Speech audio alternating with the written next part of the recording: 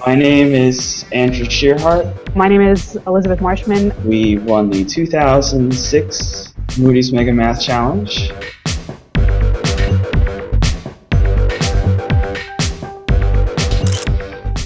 The 2006 M3 Challenge question was solving the Social Security stalemate.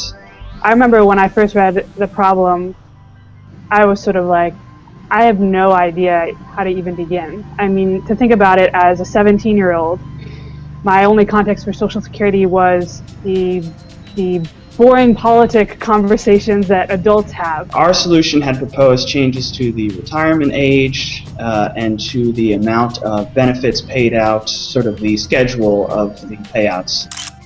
One thing that I find super interesting is the social context around the problems changing. I remember going home that night and discussing with my parents and talking about how preposterous it is to raise the retirement age, which was one of our recommendations.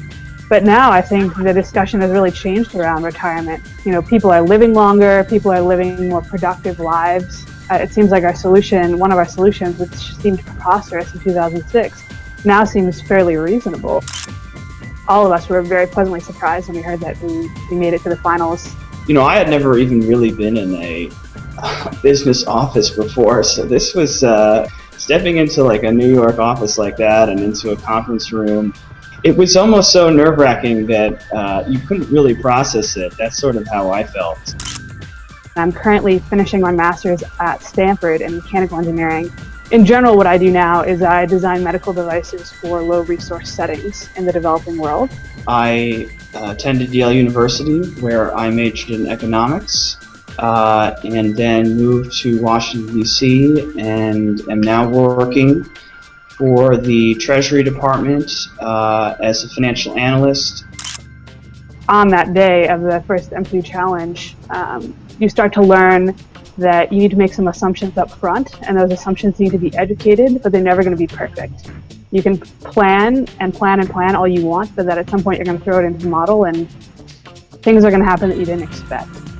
And I think that's the same thing about design engineering, particularly in the medical device context where the implications are so severe.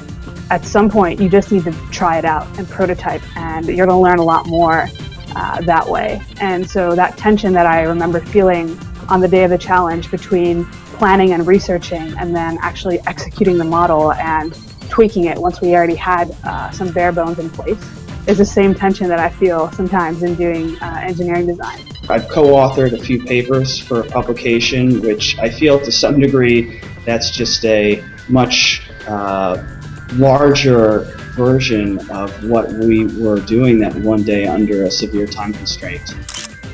When we won the M3 challenge, I didn't realize that this was going to be something that would, go on every year and that would become would morph into the, success that it is today. It feels very lucky to be able to say that we were there at the very beginning.